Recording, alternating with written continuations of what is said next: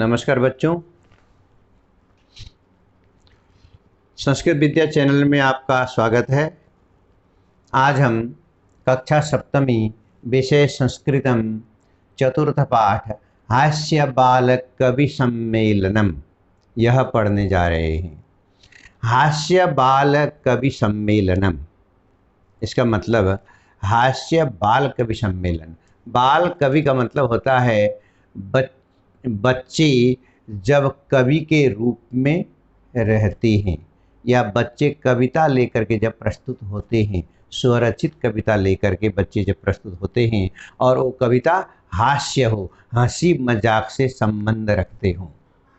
हंसी मजाक से संबंध रखने वाले जो कविताएं हैं वो अगर बच्चे लेकर के बैठते हैं तो उसी को हास्य बाल कवि सम्मेलन कहते हैं। कवि सम्मेलन तो कवियों का सम्मेलन है, लेकिन ऐसे बाल कवि जो हास्य कविताएं लेकर के बैठते हैं। तो शुरू करते हैं पाठ। विविध वेशभूषाधारिणः चत्वार बालकवयः मंचस्य उपरि उपविष्टा सन्ति।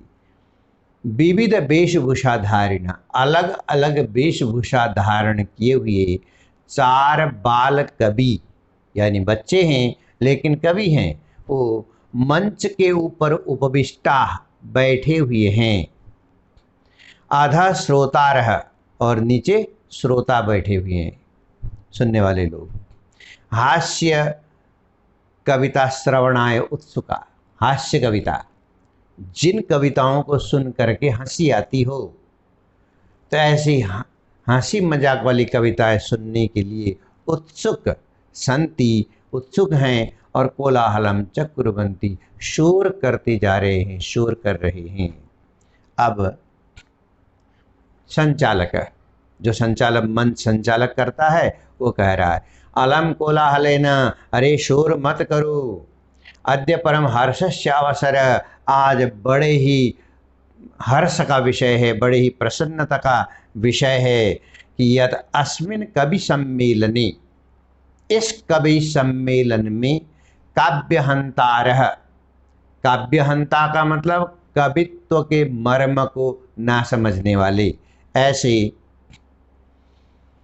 कालयापकाश्च, और समय बिताने के लिए जो आए हैं। कवि सम्मेलन में तो अच्छी हंसी मजाक करके समय ही बिताया जाता है। भारतस्य हास्य कवि धुरंधरा, भारत के हास्य कविता के धुरंधर मने बहुत बड़े हास्य कविता सुनाने वाले जो कवि हैं, समागता सन्ति, वो आए हुए हैं इस कवि सम्मेलन में। यही करतल ध्वनिना वयम एतेषां स्वागतम कुर्मः, आइए करतल ध्वनि से यानी ताली बजा करके हम इन कवियों का स्वागत करें।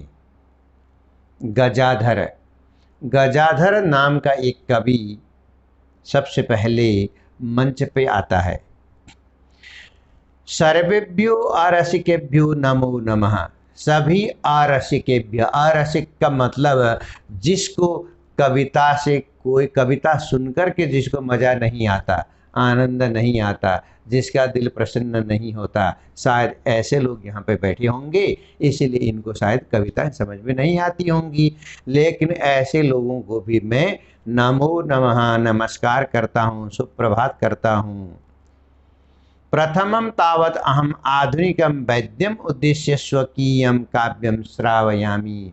प्रथमम यावत्, सबसे पहले मैं सर्वप्रथम आधुनिकम वैद्यम, आजकल का जो वैद्य होता है, वैद्यराज होते हैं, डॉक्टर होते हैं, उनको इशारा करके स्वकीयम काव्यम श्रावयामि, अपनी कविता सुनाता हूँ। तो पहली कविता क्या है? वैद्यराज नमस्तुभ्यं यमराज सहोदर, यमस्तु हरति प्राणान वैद्य प्राणान धनानि च। अब ये श्लोक मैं यहाँ लिखता हूँ, इसका अर्थ आप यहाँ पे समझ सकते हैं।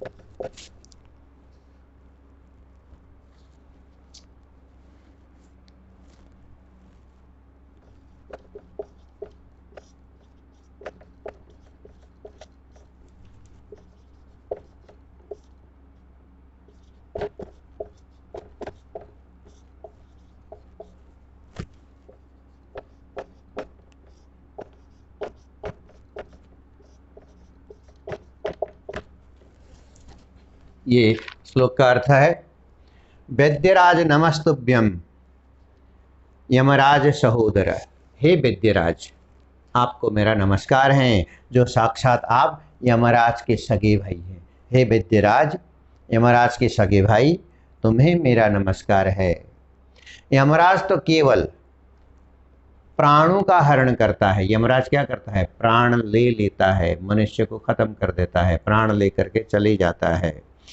यमस्तु हरति प्राणान, यमराज तो केवल प्राण लेता है, परंतु वैद्यराज तो प्राण और धन दोनों का हरण करते हैं। प्राण भी लेते हैं और प्राण लेने से पहले धन भी निकाल लेते हैं। तो इस तरह से वैद्यराज को यमराज का सगा भाई कह करके संबोधन किया है। यह कवि हैं गजाधर, यह हंसी मजाक के लिए किया गया है।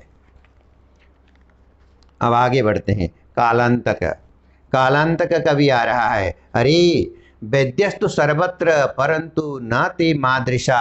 अरे वैद्य तो सब जगह है, परंतु न ते मादृशा, लेकिन मेरे जैसे वैद्य कहाँ हैं? मेरे जैसे वैद्य तो मिलेंगे ही नहीं। मादृशा कुशला जनसंख्या निवारणे, जनसंख्या नियंत्रण में मेरे जैसे कुशल कहीं नहीं मिलेंगे जो जनसंख्या का नियंत्रण करते हों। ममा भी काव्यम इदम शृण्वन्तु भवन्तः, मेरी भी यह कविता एक है, सुनिए। अब ये कालांतर की कविता लिखते हैं।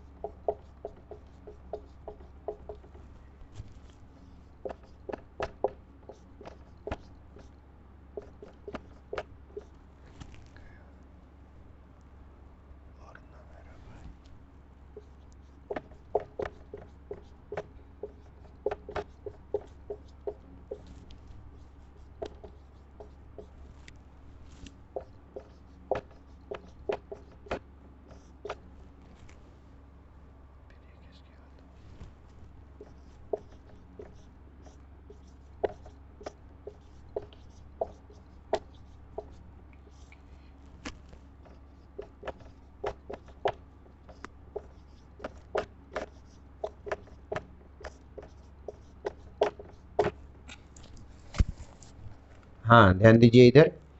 अब ये दूसरा श्लोक है, हंसी मजाक से संबंधित ही है।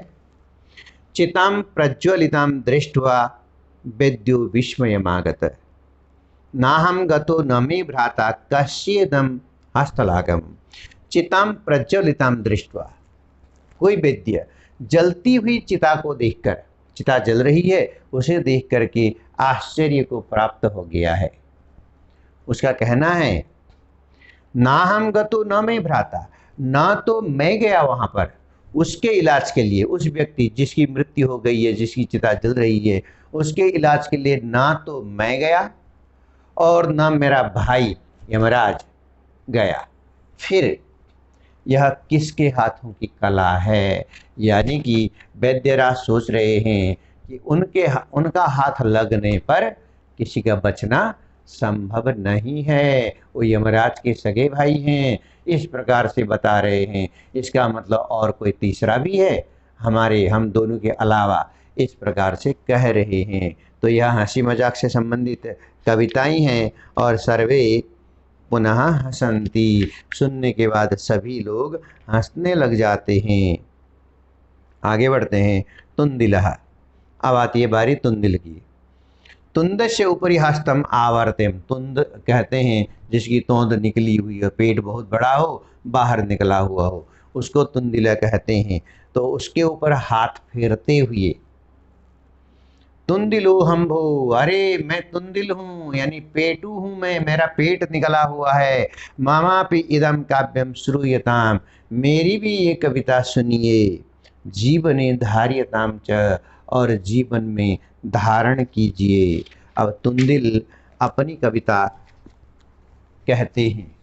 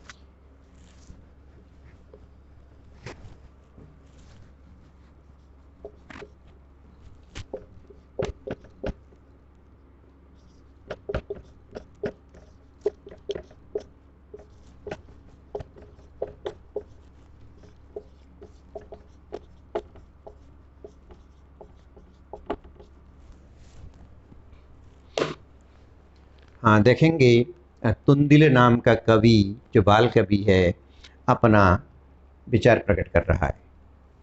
परान्नम दुर्लभम, परान्नम प्राप्य दुर्बुद्धे माँ शरीरे दयाम कुरु। परान्नम दुर्लभम लोके शरीराणि पुनः पुनः। क्या कह रहा है यह श्लोक? हे मूर्ख, पराय अन्न को प्राप्त करके शरीर पर दया मत कर। तुंदिल का कहने का मतलब खुद पेटू है, स्वयं पेटू है, दूसरों को सलाह दे रहा है पराया अन्न जब प्राप्त हो रहा हो तो शरीर के ऊपर दया मत करो। यानी कि कितना अंदर डाल सकते हो, कितना खा सकते हो, खाते रहो, शरीर के ऊपर दया मत करो। क्योंकि उसका कहना है कारण इस संसार में पराया अन्न दुर्लभ है, पराया अन्न प्राप्त नहीं होता है। शरीराणि पुनः पुनः, शरीर तो बार बार मिलते ही रहते हैं, पराया अन्न कहाँ मिलता रहता है। इसीलिए हमें पराया अन्न मिलने के बाद उसे छोड़ना नहीं चाहिए, ऐसा ये तुंदिल महोदय हमें सलाह दे रहे हैं। आगे बढ़ते हैं। चारवाक। आम आम शरीर से पोषणम सर्वदा उचितमेव, ये कहते हैं उनकी बात को पुष्टि करते हुए, सही ठहराते हुए, हाँ हाँ, शरीर का पोषण तो सर्वथा उचितम एव, हमेशा होना ही चाहिए। शरीर मजबूत करने के लिए तो कदम उठाने ही चाहिए। यदि धनम नास्ति, यदि व्यक्ति के पास धन नहीं है, तथा ऋणम कृत्वा पौष्टिकम पदार्थ एव भोक्तव्य, तो ऋण करके भी, उधार लेकर के भी व्यक्ति को अच्छा खाना ही खाना चाहिए, पौष्टिक आहार ही लेना चाहिए। चाहे कर्ज बढ़ता जाए बढ़ने दो, लेकिन पौष्टिक आहार ही व्यक्ति को लेते रहना चाहिए। तथा कथयति चारवाक कवि, चारवाक कवि कहते हैं। अब चारवाक कवि क्या कहना चाहते हैं जरा देखिए।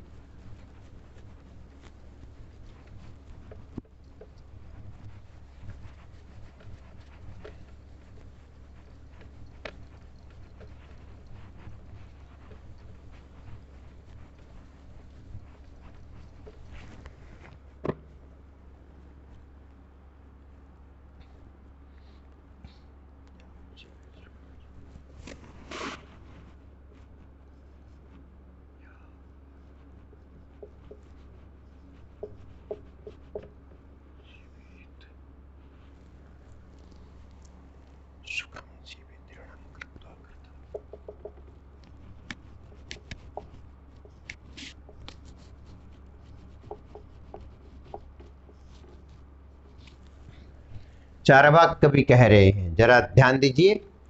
यावत जीवेत सुखम जीवेत, व्यक्ति जब तक जिए सुखपूर्वक जिए, यावत जीवेत सुखम जीवेत, ऋणम कृत्वा घृतम पीबेत, ऋण करके यानी कर्ज लेकर के भी व्यक्ति को घी पी लेना चाहिए, ज़्यादा से ज़्यादा घी का इस्तेमाल करना चाहिए, यानी अच्छा से अच्छा पौष्टिक अनाज हमें खाना चाहिए, चाहे हमारा कर्ज बढ़ता जाए। इस प्रकार से चारवाक दर्शन, चारवाक वाले कवि कहते हैं।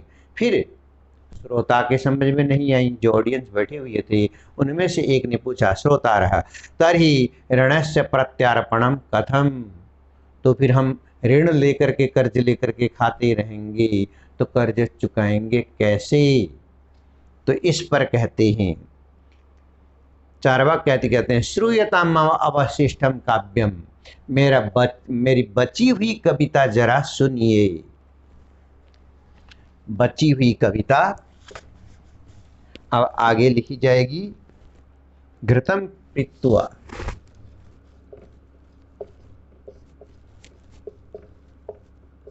घृतम पीत्वा श्रमम,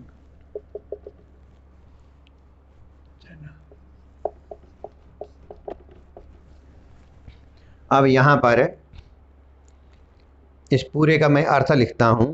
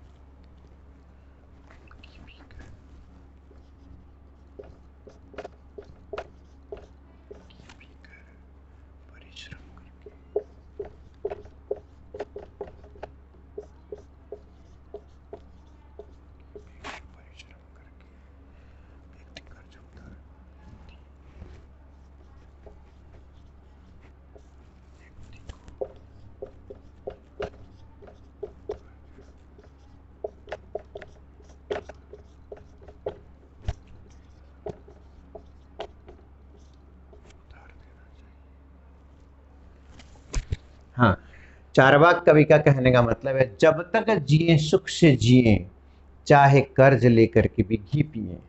घी पीकर घृतम पीत्वा श्रमम कृत्वा, घी पी करके परिश्रम करके व्यक्ति को कर्ज उतार देना चाहिए। इस प्रकार से चारवाक दर्शन ने कहा। काव्य पाठ श्रवणेन उत्प्रेरित एक बालकोपि आशु कवितां रचयति हास्यपूर्वकं च श्रावयति। काव्य पाठ सुनते सुनते जो श्रोता थे, ऑडियंस थे, उनमें से एक बालक प्रेरित हुआ और उसने वहीं पे कविता रचना कर ली और वो कविता सुनाना चाह रहा है। बालक श्रूयताम भो ममापि काव्यम, अरे सुनिए सुनिए जरा मेरी भी कविता सुनिए। इस प्रकार से जो श्रोतागण थे, श्रोतागण में से एक बालक उठ करके अपनी कविता सुनाने के लिए आता है।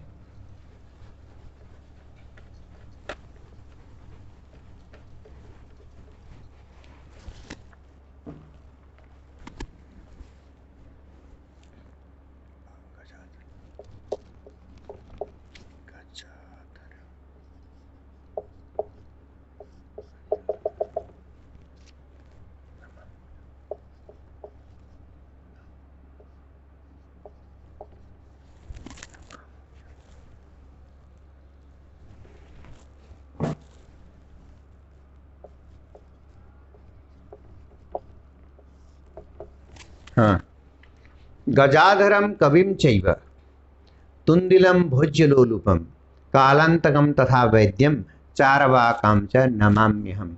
ये बालक सभी को नमन कर रहा है, सभी को नमस्कार कर रहा है।